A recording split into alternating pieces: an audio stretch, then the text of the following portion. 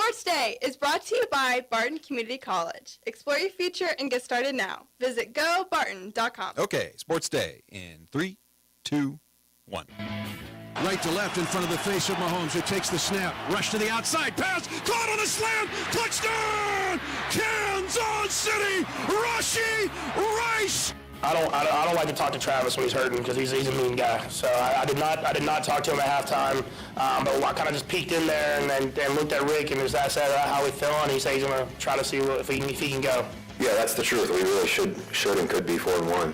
But coulda, shoulda, woulda is not good enough. And the good thing about it, though, and the perspective of it all, is that those 3-4 games that we've lost, we've hurt ourselves in some form or fashion. This thing is just really special, and it's a testament to our running back room, our offensive line, our receivers brought them for us, and you can see how physical we can be. We were just prepared, we're ready for the moment. We knew early in the week when Coach K told us, it's going to be a run at the emphasis this week, and they played well. I knew they were going to play well. Beat us at the line of scrimmage early on quite a bit. We have turned the ball over, which we can't do. We don't create any turnovers on defense. We give up too many chunk plays on. I saw some kids competing, playing their hearts out, and that's all you can ask of your squad is play hard and give yourself a chance to win. They got some big kids. The Fisher kid's a really good football player. Quarterback does some nice things, and it's a new guy, so it's a new scheme, which is going to be different for us. But obviously doing a good job there with them, and they're going to have some momentum. And it's one of those rivalry games, it goes back a long time. Swinging at a high fly ball. That is deep left field. That's way back there. He crushed it. That is gone into the Crawford boxes. A 2-run shot, and very quickly it is 3-0 Minnesota. And good afternoon. Welcome to Sports Day on 1590 KVGB and 95.5 FM. Getting another week underway of sports in the Golden Belt. Thanks for joining us. Steve Webster with you in this morning. Also, Aaron Clark in. How's it going? Good. So he made it back from Liberal okay. In one piece. Okay. No deer or anything like that. Nothing. That's good. Okay. Smooth driving. Mike Corson is with us here on this beautiful day. Hello. Mike Corson, the man who told everyone on the AM Great Ben show this morning that bobcats lay eggs. Just saying. Mike Hesher also running the controls. On the program today, Aaron will dissect Friday's 21-14 loss by the Great Bend Panthers to Liberal that ended the Panthers' hopes of getting a piece of the WAC crown. Also, Jim Mizunas, Great Bend Tribune sports editor, will be in, and Mike Corson will be talking with Lyles Lashley, head coach of the Great Bend Panther cross-country program. So that's all coming up on the program today. Let's get to our sounds of the past 24 hours, 48 hours in this case.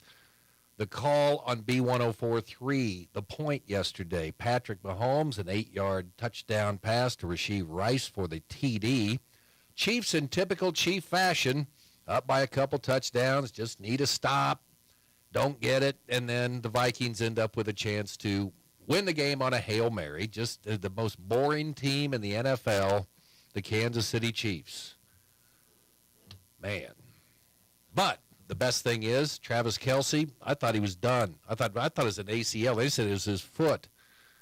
But then he got the call from a person we know as Trailer Swift. And she said, Travis, get your butt out there. Just shake it off. Just shake it off. Quit being a pansy. Get out there and play. And he came back, caught a touchdown pass. Patrick Mahomes saying, he didn't know what he was doing. He doesn't like to talk to Kelce when he's hurt because he's a mean guy. I've been trying to tell you since I started here for everybody else for 20 years, she's inspirational. But so I got a couple compliments when I dropped a Sling Blade reference a couple weeks ago. There's a scene where Doyle, Dwight Yoakam, says, you know better than to talk to me like that when I'm hurting. What is that, Travis Kelce now? Evidently that's a thing. Chiefs are 5-1.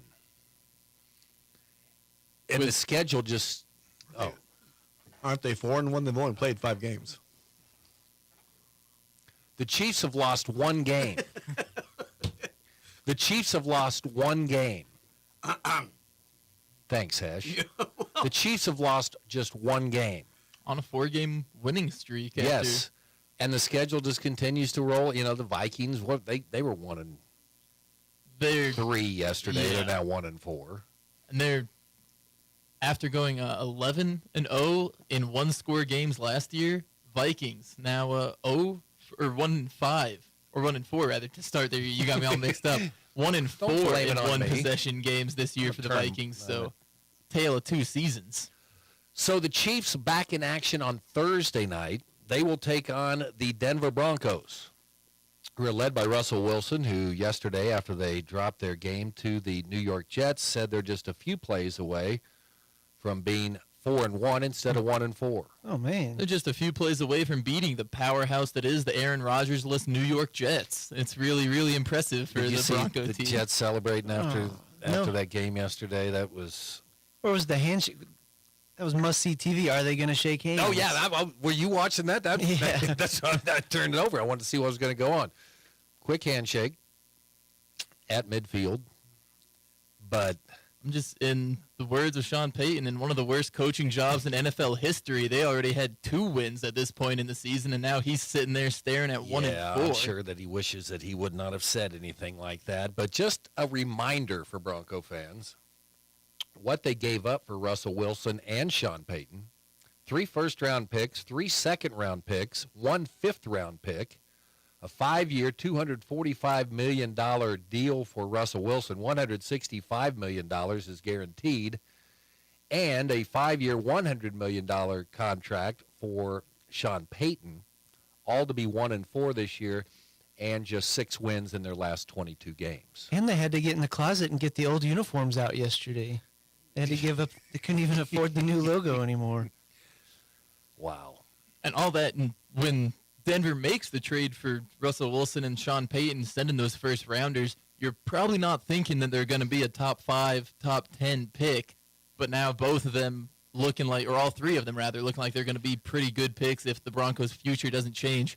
A nightmare scenario for Denver. You preface all this with Kansas City tends to play down, maybe Broncos play up Thursday. Don't discount them, especially with Kansas City's tendency to play close games. It's like, before we get it's going to be on the Broncos. Yeah. Don't start. I'm not talking smack. I'm just putting it out there. And Mike Hesher, I'll turn your mic back on here again, because I wanted to listen to Broncos post-game radio yesterday, but I didn't. You did. Fortunately, because as I told you earlier, it says a lot about me when I get more thrill out of the Denver Broncos losing than I do much of anything else in the world. But, the host basically said everybody's gone. Nobody's going to be around. They had some people call up saying, no, we think we should keep so-and-so. It was kind of fun to listen to. I hope that they just overreact and because as a Chief fan, I fear Sean Payton. I think he's still a good coach. I don't think it's passed him by yet. But if they want to just run him on out, that'd be fine too.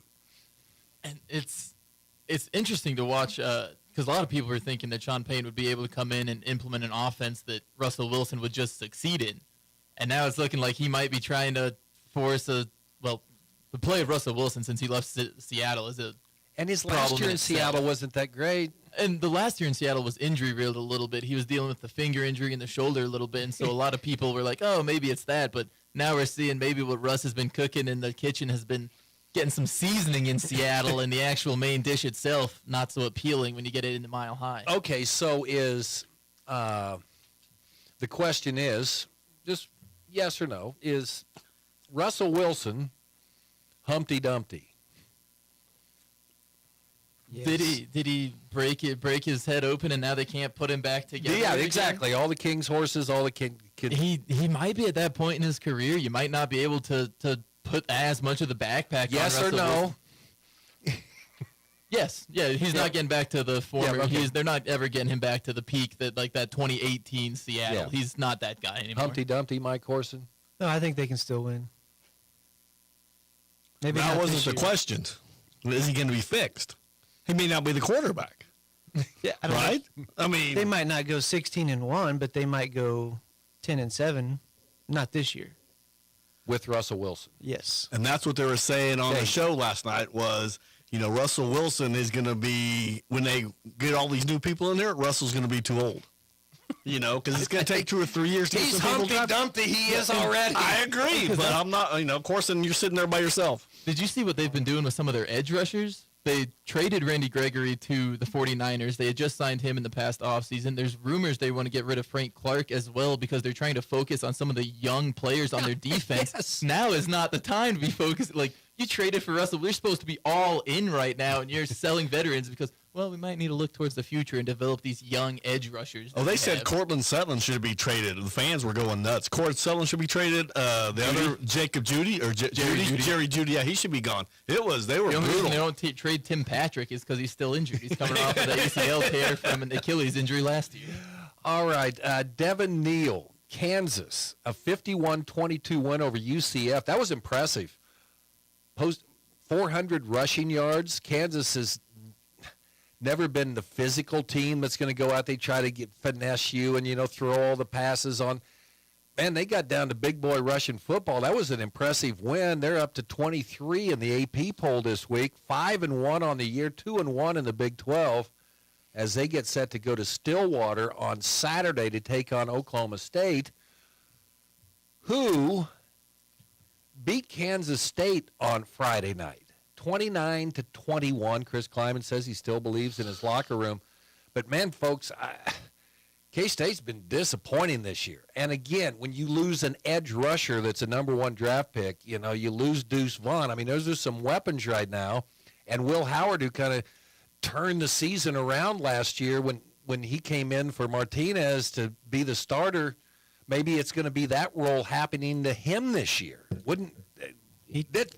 I didn't see that one coming. I thought they'd be better than that. And part of it that has kind of been disappointing with K-State, the offensive line hasn't been nearly as dominant in any facet as I thought. With all the guys coming back, you have all 5 returners coming back. There was a lot of hype, a lot of draw on what kind of running lanes they'd be able to give Trayshawn Ward and DJ Giddens. And unfortunately, we've seen some injuries combine and not let them have a lot of opportunity to get that chemistry built. And the K-State offense that was really going to try to lean on that offensive line hasn't been able to rely on it as much. See, I think Will Howard pulled a fast one. Didn't like him. Obviously, the coaching staff thought Skyler was better last year. So they bring him in. He wins some football games. Hey, this guy's the future. 3 interceptions the other night. Great runs, but if you're going to throw him out there as a passer, he needs to be able to pass.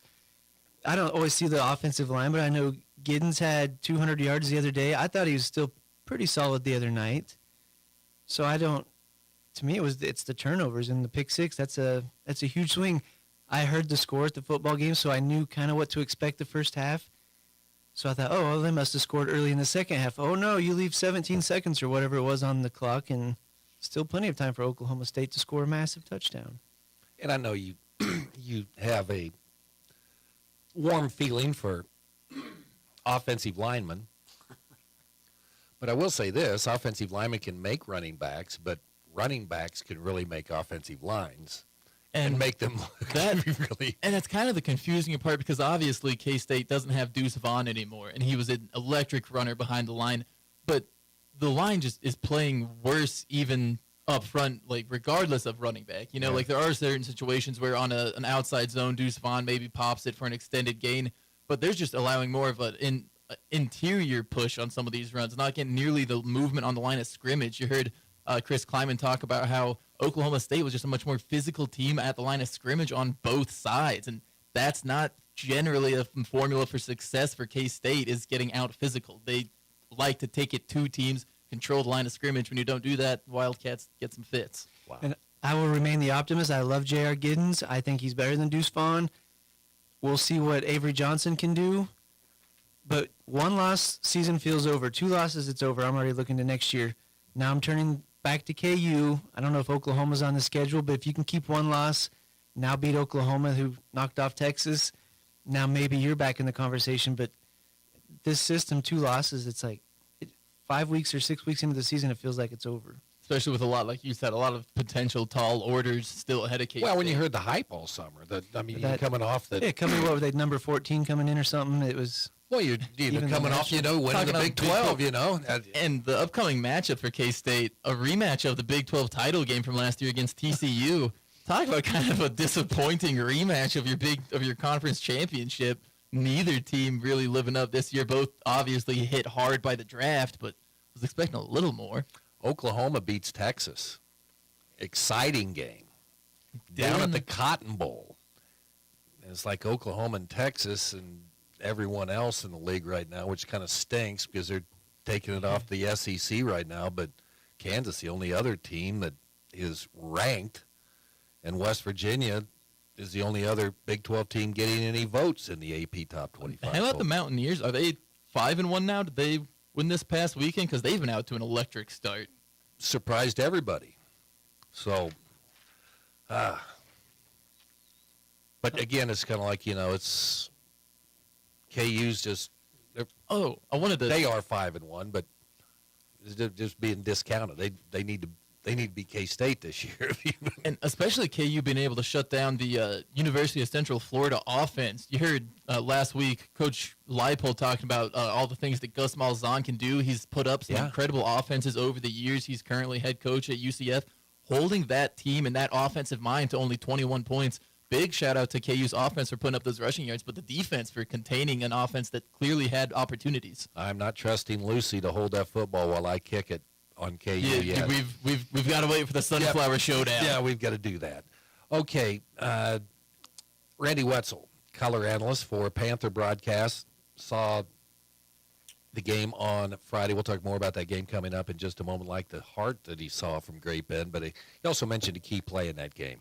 There was a punt in the third quarter that Liberal was able to down at the Great Bend 1 yard line, maybe even inside the Great Bend 1 yard line. So the Great Bend offense comes out. They actually get about 5 yards on a run to Cody Miller on the first play, gets them out to the 5. On the next 2, they lose those yards, end up right back inside the 1 yard line.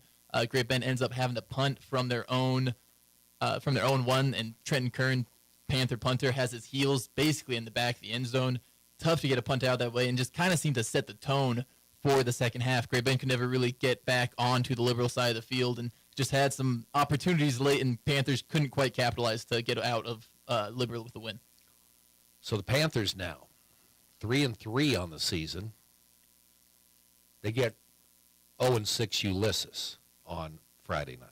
And obviously, you don't want to overlook anyone, but should be a good game for the Panthers. They're not coming off a bad loss like against Bueller. Yeah. Like that one felt a lot worse. Obviously, a similar score, but that Bueller game felt a lot worse. Great Bend. I like what Randy said about the heart the Panthers showed, because you didn't see the boys give up. It seemed like they were dedicated, trying, fighting till the last minute in that game, and unfortunately couldn't get the victory, but should be a nice learning process for some young players. Okay, head coach Zach Baird talking about their game with Larned coming up on Friday at Elton Brown Field. One of these times, Hoisington is going to look up late in the third quarter and ask him why the clock is stopped. They will have a game that will not have a running clock this year. Will it be this week? Larned looking for their first win over Hoisington since 2017 under first-year head coach Brady Keith.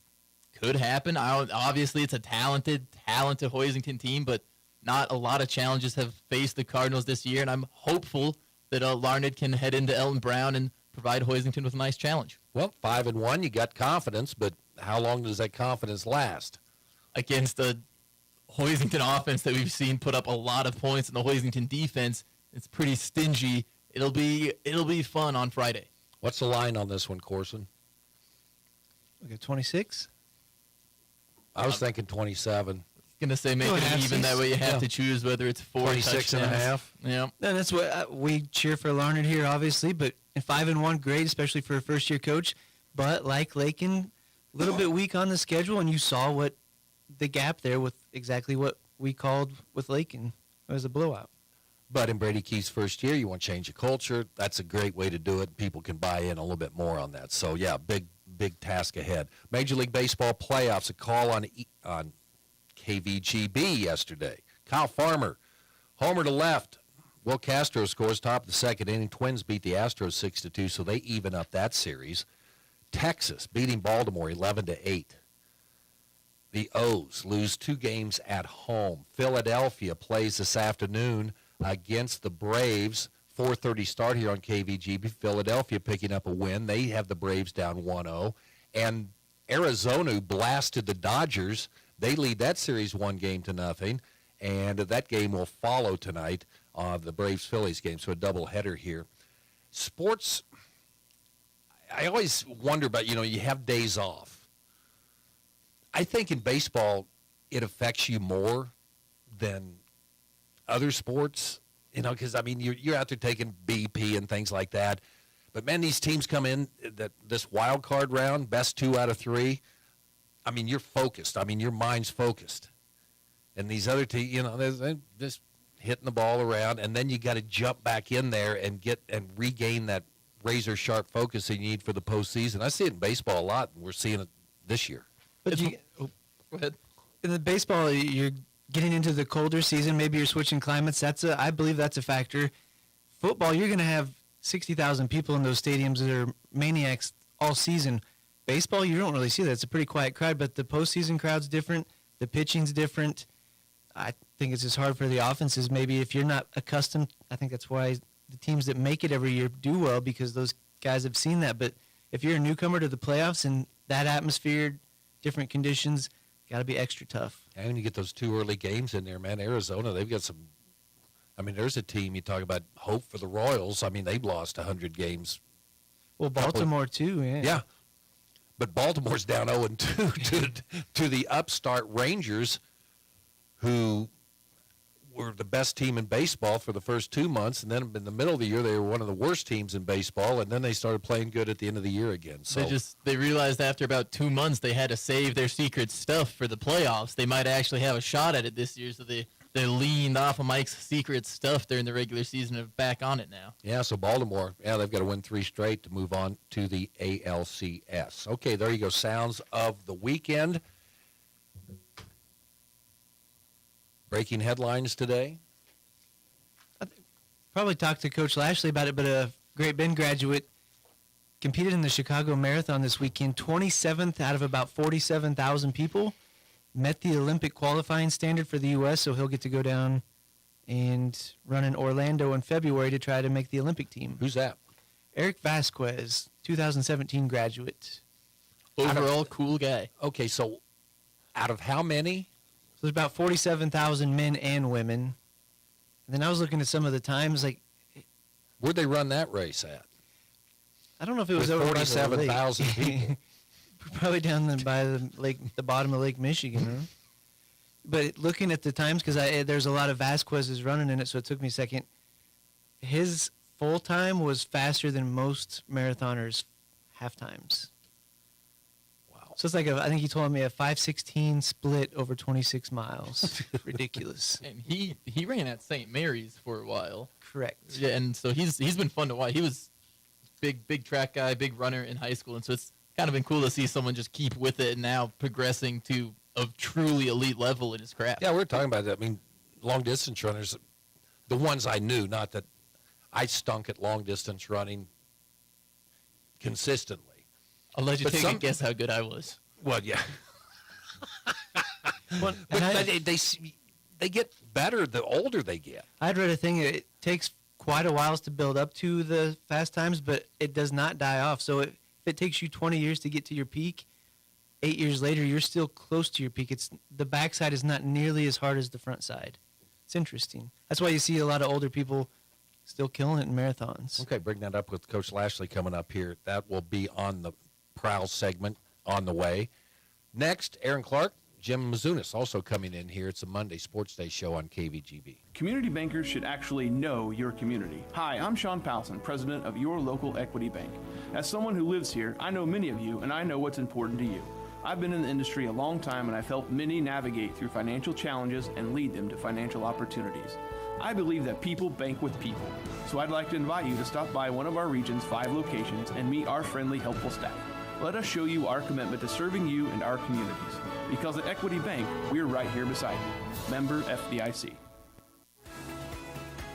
Attention high school seniors. The time to think about that next step is right now. Get everything set up in a few hours at Barton Community College's Senior Day on November 8th.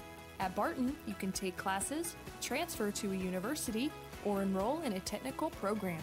Did we mention we have $6,000 in scholarships up for grabs? Sign up online now through November 1st at seniorday.bartonccc.edu to attend. Venture Corporation is a homegrown company with almost 50 years of experience in asphalt, paving, and construction, and they need equipment operators, mechanics, and CDL drivers. Venture offers many benefits, including 401k and Blue Cross Blue Shield health insurance. Call Leslie for all the details. Work for a family-owned and family-oriented company that is here today and will be here in the future. Venture Corporation, South Highway 281, Great Bend, is an equal opportunity employer. It's time to dig deep into Great Bend Panther football on Sports Day as we bring you the voice of the Panthers, Aaron Clark.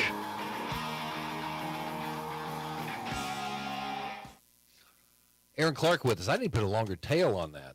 It did. It cut off a little dramatically. It just gives us more time to talk about football, though. No problem here. How good's Liberal? They're pretty good. And so you bought in on them? I think so. I think they'll at least make it to round 3 of the playoffs, if aided and if nothing else, by the fact that they'll probably be at home for a good chunk of those playoffs, which Liberal people haven't had to go out and on the road to the newly established Burial Grounds 2.0 as the Liberals coming up on a new stretch of success. But they do seem very good, and was kind of surprised by Great Bend's ability to kind of nullify some of their top talent.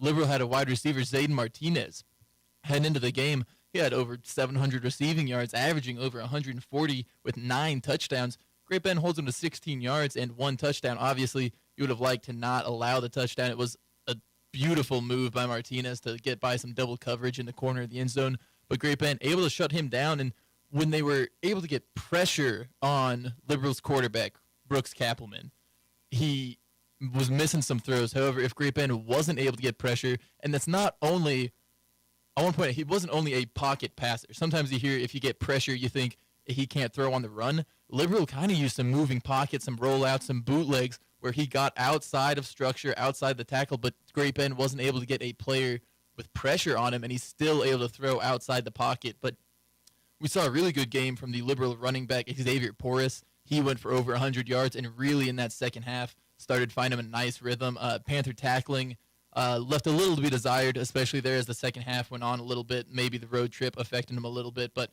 overall, Great Bend had a lot of players to shut down in an explosive Liberal offense. Earlier this year, we saw Liberal put up over 550 yards in back-to-back weeks against Emporia and Topeka High.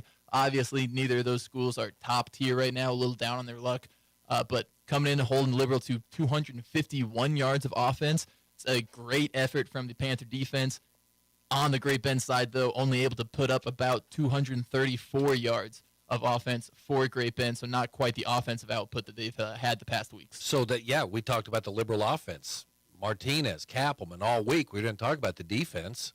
And that was kind of what it was impressive to see, the Liberal defense not generating the same headlines as the offense, like you said, but still able to come out, play very disciplined. Didn't have a chance to talk to Coach Luters last week in an interview. Did spend a good bit of time talking to him before the game. They've had a couple injuries pop up on that side of the ball, too, just ones early in the season that kind of knocked a few players who maybe weren't going to be key contributors for the team necessarily, but just guys you expect to get rotational snaps in there and maybe play in certain packages. They lost a couple of those guys, and so he told me it's really been a next man up mentality for Liberal, which Great Bend has kind of had some of the same this year. We've seen some injuries in the defensive secondary, Cooper Omont, and on the defensive line to Deion Jones, but Liberal able to kind of get a next man up and should be a pretty good Liberal team for the rest of this season. Believe they have the rest of their schedule at home, and I'll be excited to see how they do come in the 5A playoffs. Hayes, with a chance to get a piece of the league crown. We've kind of forgot about Hayes. You know, they started off, won that unbelievable game with the Panthers. Then they got blown out in their next game against Manhattan, lost to Liberal, or lost to Garden City, I should say. Now they get Liberal. And the big news here, that you say we kind of forgot about Hayes. Malik Baugh got injured against Manhattan. He, I believe, made his return Friday night when they took on Dodge City. Very good. And so he comes back. That's a completely different Hayes team. Yeah, it is. They can run behind Baugh, or when they can get Baugh going, he has what was the his ability. injury? I think it was a shoulder. I never actually got confirmation on that, but from what I heard, he roughed up a shoulder a little bit. Nothing too serious, but he was out. And that's when you want to get him back, right? You got to run him 35, 40 times a game. And here we go. Originally, I kind of heard some talk that Liberal was supposed to be his first game back. And if that was the case, I still would have felt pretty strongly for Liberal just because you don't know how he's going to come back. But he came back against Dodge. He's going to have a game adjusted, a game ready to prepare for Liberal now. And it should set up a very interesting WAC matchup this Friday, as really WAC on the line. Hayes wins, they can get a piece of it. Liberal wins, they get an outright title. I'll have to talk to Liberal's radio guy, Brock Kappelman, to figure out the last time they were Liberal champions outright in football. But shoot him a note, man. But so Great Bend now 3-3. Obviously, it's very important that they get a couple of wins, because you get into that morass of 500 teams in the middle of that seeding for 5A. 5-3, you still might have a chance to snag a home game. At least in the first round. And that home field advantage for Great Bend right now feels just huge. Being able, with some of the struggles we've seen on the road, obviously 0-3 right now on the road. Great Bend hasn't been able to get a win there. But if they can finish out the season strong with a win versus Ulysses and Garden, maybe get to host a playoff game at Great Bend round 1, build a little bit of momentum for the Panthers, get it rolling. It all starts with Ulysses, and I'd like to make sure the Panthers don't just win versus Ulysses. It's an 0-6 Ulysses team. It'd be nice to see if they come out, put together a dominant performance, maybe have some good feelings before a huge matchup against Garden City back at Great Bend Memorial Stadium in 2 Fridays. Good stuff, Aaron. As always, I'll talk about football as long as you let me. Well, that time has come we need to get Jim Mizunas in. Jim up next. Jim Mizunas, Great Bend Tribune. Still to come, Lyles Lashley, head cross-country coach at Great Bend High School as well on Sports Day. When it comes to car maintenance, it's good to know a local guy that can get things done. The Eller family has been in the auto repair business in Great Bend forever. Greg Eller continues that long tradition of helping people. Eller Automotive Repair specializes in wheel alignments, oil changes, and general maintenance for all makes and models of cars and small trucks. Open 8 to 5 Monday through Thursday, 8 to 4 Fridays. Eller Automotive Repair at 915 Morton, right behind Great Bend Appliance, Furniture, and Sleep Source, 10th and Morton. Hey everyone, this is Cole Wright, voice of the Barton Cougars. Attending sporting events for Barton Community College is great, but did you know you can support the athletic teams even further by getting involved with the Cougar Booster Club? The Boosters help with fundraising for equipment and facility upgrades to give Barton athletes every opportunity to keep succeeding at the regional and national levels. Join the Cougar Booster Club as an individual or business. Call 620-792-9377. Become a booster today. Go Cougars. If you need physical therapy, consider Advanced Therapy in Great Bend and Progressive Therapy in Larned and Hayes. I had a young gal come in the other day who has been having chronic back pain. Did a session just helping her to understand her pain, not understanding her back, but teaching her how her nervous system works. And just that knowledge just calmed her down so much. She came back in this morning, huge smile on her face, and she was so excited to learn more. It was a blast. Call Advanced or Progressive Therapy and Sports Medicine to explore your treatment options and get your life back.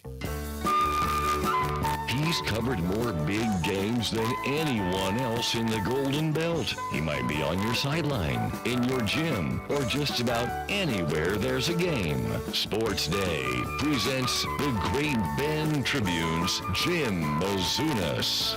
Jim Mizunas in on the Monday Sports Day show. So I know that you're a numbers guy, Jim. So we were talking about 2 wins for the Panthers, 5-3, where it's going to put them in that 5A jumble. They don't have much of a chance of moving up. They got to win 2 games for sure. All the 4-2s, like Hutchinson plays Mays and Andover, both very poor teams. They're going to finish 6-2. Hayes has got, even if they lose to Liberal, they got Ulysses, so they're going to finish 5-3. And I don't think the head-to-head matters. I think it just goes on points if you tie. So I don't think the loss to Hayes matters. Valley Center, 4-2, they play Arc City and Andover Central. Both teams are down this year. Goddard's the only team that's 4-2 that could lose both. They play Salina Central 5-1 and Goddard Eisenhower 6-0. So if Great Bend could win 2 games, they could slide into that 9-10, into the 9 spot. But if they don't win 2, they're probably going to be on the road because most of those teams are going to stay ahead of them simply because they're already ahead of them by 1 game. And then but yeah, really the goal is win this week and then win next week, and then they've got a shot to have a home game. But if not, 9-10 right now is Hayes and Great Bend. You said Malik Ball went for 176 against Dodge City, right? Yeah, so he was back healthy, and with Ball playing, Liberal impressed me both sides of the football. Their running game really surprised me. I knew their passing game was good, but Maddox Spray did a terrific job on their receiver Martinez, playing him man-to-man, chasing him all over the field, and he only caught like two balls. But Liberal had enough options other than that to get the victory. So it was a really good high school. Great Bend has had a really good football season. Yeah. They lose by 1 point to Hayes. They lose in close games to Bueller and Liberal. They've been in every game and really played good football for the most part. Yeah, and it's just okay. They're 3-3. Season's not over. No, they're a sleeper team. I mean, yeah, I don't agree. think you ever want to play Hayes, but they play Hayes all the time, so it's a team you're familiar with. Your scouting report is there. They can slow Baugh down if that would be the matchup. They certainly they all but won the game the first time. They really outplayed Hayes. They just got a couple of breaks that didn't go their way, and ended up losing a tight ball game. But yeah, they'll get things going again. It wasn't like they played poorly at Liberal. I mean, just like when K-State goes down to Oklahoma State, if you know your quarterback throws 1 touchdown pass to the other guys and 1 for your guys and throws 3 interceptions, you're not going to win.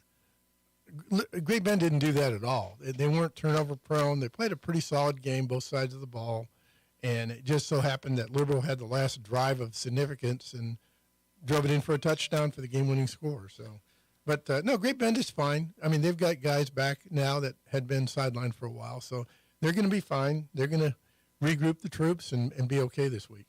Some of the other games in the area coming up on Friday that are bigger games. You've got Victoria, they're 4-1, and Sylvan, who's undefeated at 5-0. La Crosse, John Webster, and a bunch of Leopards coming to the studio tomorrow here at 12th and Baker. They will go to Waukene to take on Trigo. The winner of that game is going to take that district. Norton 6-0. They'll be at TMP. And then, of course, Larned at Hoisington. Yeah, that's going to be a great matchup. Hoisington's in great position right now. They've won their 2 games by 21 and beat Lakin by 21. So they're in great shape if it comes down to a tiebreaker. The fascinating thing is if Larned would happen to win, then they go to play Lakin next week, and there's certainly a possibility of a 3-way tie there. But, again, Hoisington's in good shape in the points figure there because they're plus 42. So Larned not only needs to win this week and next week for that matter. Otherwise, it's going to be a 3-way tie that they may still end up being like the 3rd-place team. So the matchups over on the other side would be Norton's number 1 with the head-to-head over Beloit, and then Russell and TMP are both 1-1. So, there was some speculation about how tough Beloit was or how tough Norton was. Well, Norton shut him out. So I think that speaks volumes for what a great season that Norton's had this year. Their defense is really, really good, and they've got a quarterback who can throw the football. So they carved Beloit up. So yeah, that was again an impressive victory. Beloit got bullied on their home field. Yeah, you which doesn't happen. No, it doesn't happen. Doesn't. No.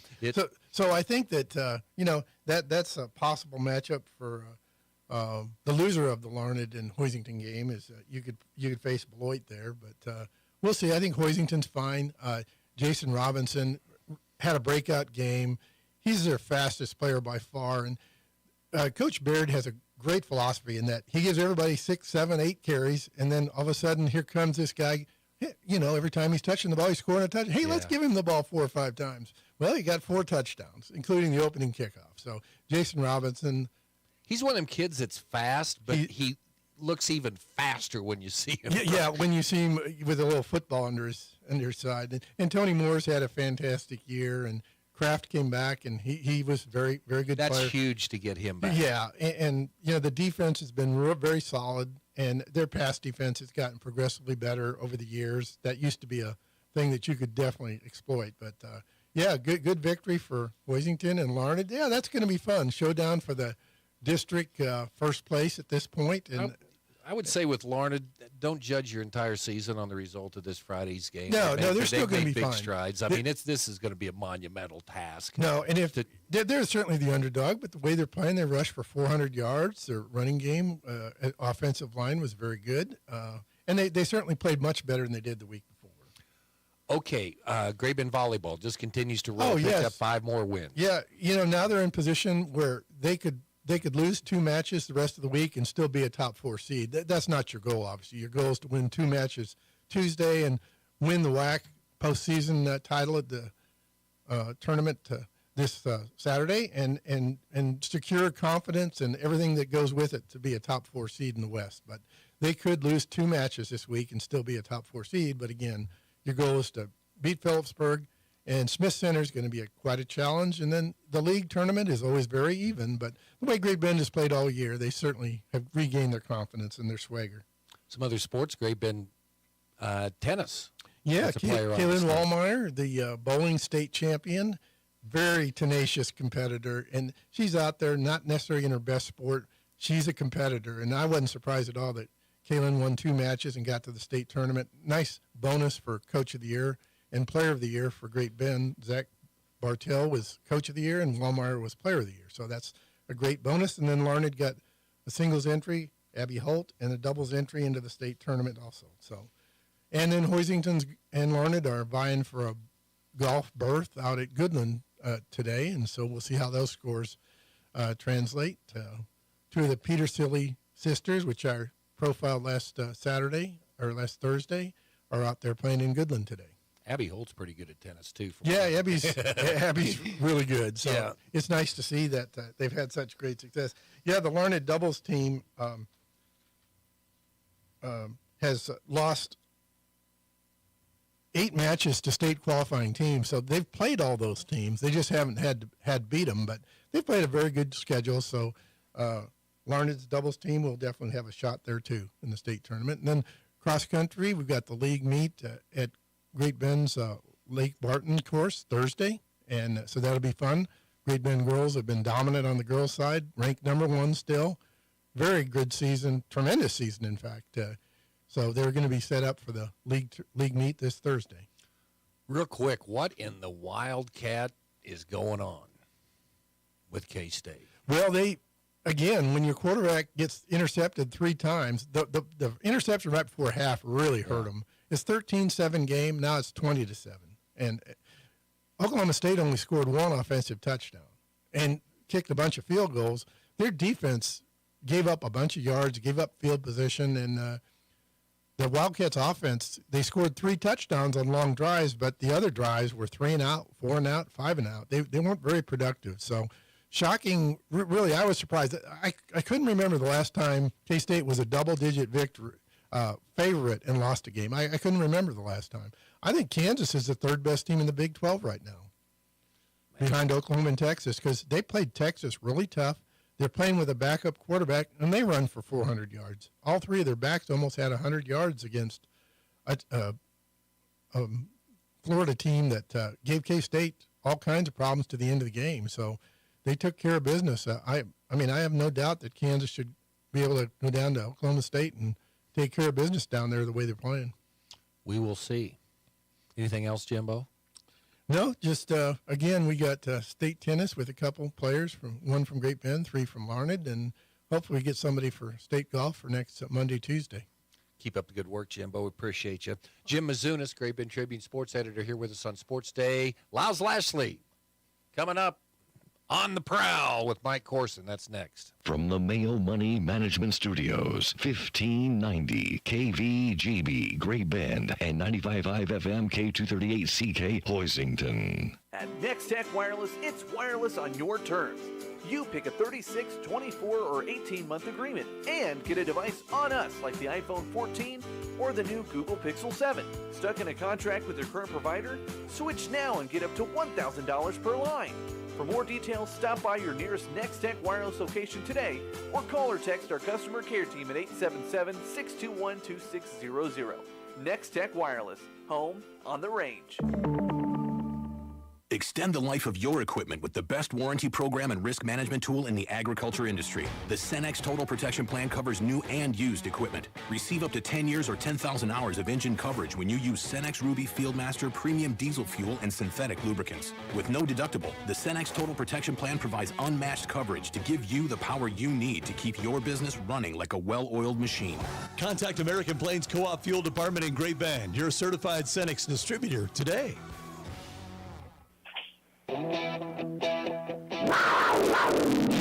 Sports Day presents On the Prowl with Mike Corson, an inside look at all the sports taking place at Great Bend High School.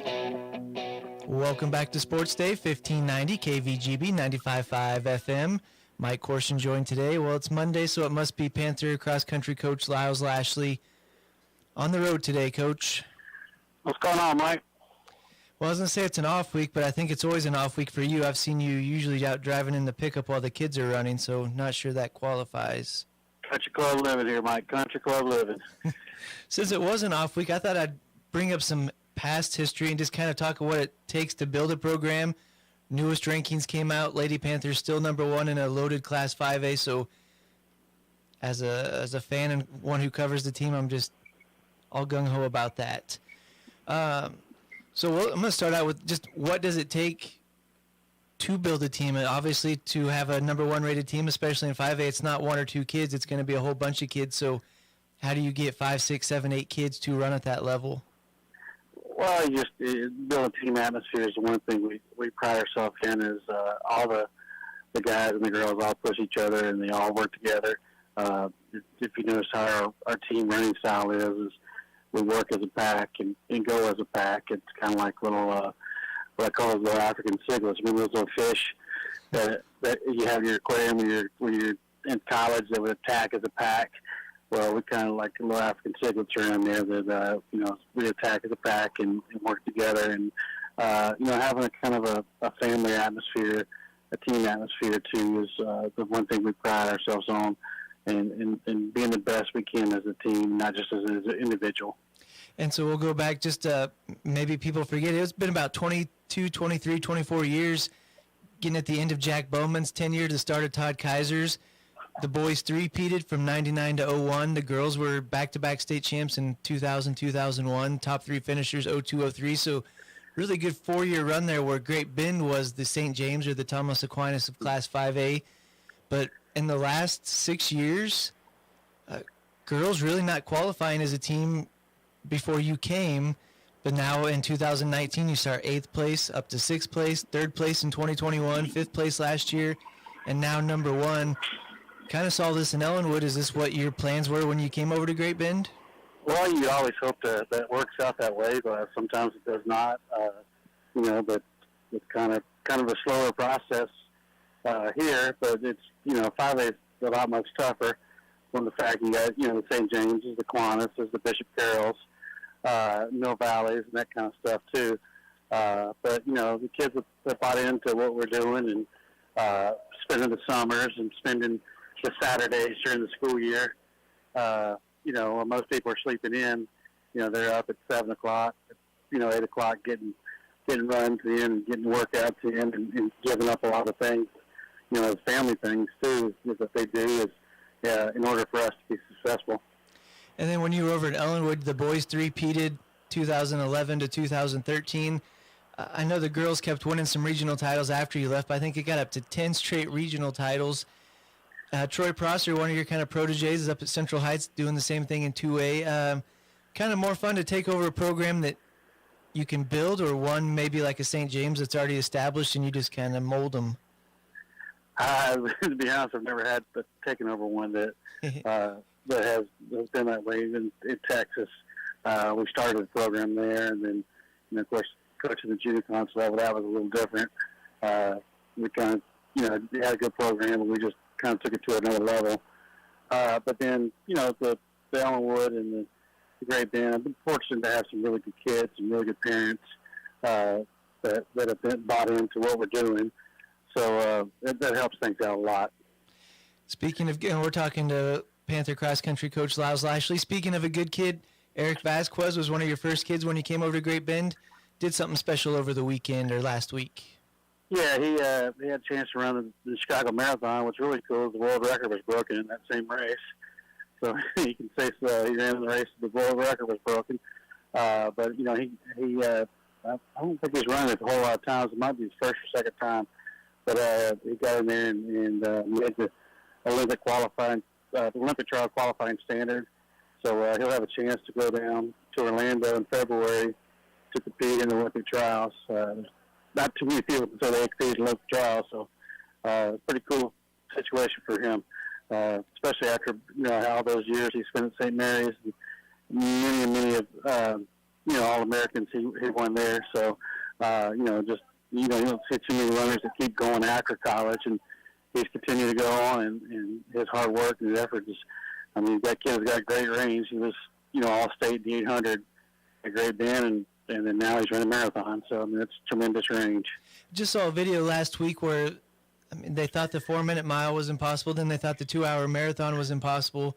Now it's fairly routine, but you don't realize the pace those guys are running when other people are running fairly close. So they had a treadmill going, and regular people would step on it at the pace these guys run for 26 miles. They couldn't go 30 seconds. So always fun to see the normal people step in at those paces. I mean, it's 4:36 pace basically for the mile. There's high school kids that make it to the state meet and get a podium run at 4:36. Well, they do that back to back to back for 26 miles. I think those readings like 28-minute pace for a 10K, which is crazy in itself. Just to think that they do that over and over and over for that many miles, and just I don't have a desire to run a marathon. I ran a 22-mile long run in college one time. Thought, why would somebody want to run any farther than that? But that's a different breed. Real quick, so you guys were off this week doing some Stoughton week, but WAC meet on Thursday, regionals next Saturday, October 21st. How are the kids looking, really getting ready for the postseason here? We had a really good week this past week. Got some really good quality work in. Kids got to work and hopefully, got their rest and got their things. Just the work we do, it's very demanding with the workouts we do. And then I thought we had a great week there. We have a good little workout plan this afternoon. Then, after that, I think we got one more hard workout next week. And after that, it's more tempo stuff and just some fine-tuning things. So really, technically, I only have 2 more hard workouts. So I think they're all excited about that part with that. But we're excited about hosting both the WAC and region. It should be a nice little crowd out there. And then especially with the 3A and the 5A region at the same place, that should draw some a big, nice crowd. So we're excited. Coach Lyles Lashley, thanks for joining us, and we will see you out there Thursday. All right, Mike. Thanks, sir. More Sports Day after this. Community bankers should actually know your community. Hi, I'm Amy Herrera, Regional Retail Manager for your local Equity Bank. As someone who lives here, I know many of you and I know what's important to you. I've been in the industry a long time and I've helped many people navigate through financial challenges and lead them to financial opportunities. I believe that people bank with people. I'd like to invite you to stop by one of our region's 5 locations and meet our friendly, helpful staff. Let us show you how we're committed to serving you in our communities. At Equity Bank, we're right here beside you. Member FDIC. Marmy Auto Group makes it happen. Central and Western Kansas. Check out our selection of new and pre-owned inventory. Marmy's friendly staff offers top quality service that you've gotten to know over the years. When your existing vehicle needs parts or service, our experienced team will get you back in the game this season. Marmy Chevrolet, GMC, Ford and Chrysler, Dodge, Jeep Ram, parts, service, and body shop. Visit Marmy Auto Group on 10th Street or marmys.net. Marmy's make it happen. Barton Community College helped me get a jump start on college with early college opportunities. With Barton's help, I earned my degree at the same time I graduated from high school. You can take classes on campus, online, and even at your high school with teachers you already know. With tuition rates starting at $50 per credit hour for select Kansas high school audiences and scholarship opportunities, it is easier than ever. Barton Community College helped me get one step closer to my dream, and it can help you too. Learn more at highschool.bartoncccc.edu. It's Sports Day on 1590 KVGB and 95.5 FM. Presented by Barton Community College and the Cougar Athletic Department. Welcome back. Sports Day here on a Monday. Tomorrow, let's see, Cole Reif will be in, and we are going to be invaded by leopards tomorrow. They're bringing the lunchroom here. Yeah, the lunchroom will be here. John Webster, head coach of lacrosse, they will take on Trigo on Friday night. And in studio, Connor Barringer, I'm probably butchering. I'll find out by tomorrow. Gage Burke, Massimino Larry, and Cade Morgan. Cade Morgan will be in. So it's always exciting to get one of the smaller towns bringing kids to studio because there's a pretty decent chance these are some of the same names we're going to be seeing for the rest of the season once winter sports and spring sports roll around. So it's nice to be able to pair a name to a face early. Yeah, it'll be, and that's both those teams 4-2. So as we get going, so Liberal, you did a little research there after. Got a little bit of had a question pop up while we were talking. Asked when the last time Liberal won the WAC was. They split it in 2003. So it has been about 20 years since Liberal has had a share of the WAC title. Impressive season so far from Coach Luters, especially when you think of where he's coming from. He was an 8-man coach, or I think I talked to him, and the last year he was there, Meade was 11-man still. But still coming from a school that is now 8-man. Talk about the size of program, the amount of funding, the amount of kids he was working with at Meade versus now Liberal, where they have close to 100 kids out. They had actually over 100. They had 100 kids out? They had 102 kids at the start of the summer. That number shrunk down to about 95 now. Wow. But yeah, I was talking to Coach Luther. They don't even have to suit everyone. Like, they don't suit almost any sophomore. No freshman suits up. Only 6 sophomores suited up for. What was the home crowd like? It was pretty good. It was a homecoming, and they had a nice crowd there at Liberal. It's nice to see fans get excited just about any sport in the WAC, just to see people caring about high school sports. When was the last time you were in Liberal, though? Because they got a new field that looks pretty sharp. It's a dandy up there, and I even heard some of the Great Bend players talking about it. I think the turf's only a year old. It was new last year, so. Well, when last time I broadcast a game from Liberal, my friend, it was grass. Okay, there you go. It was grass. But you were on the opposite side of the press box, or the. I was on the away Did side. they still have that window that pulls up? Yes. Yeah, like the big, you pull it up and it latches at the top. I got hit in the back of the head with that. That would have hurt so bad. I was actually talking to Wetzel. That window, that window that dropped on you? Yes. How? I haven't been able to find my keys ever since that happened. It's head like.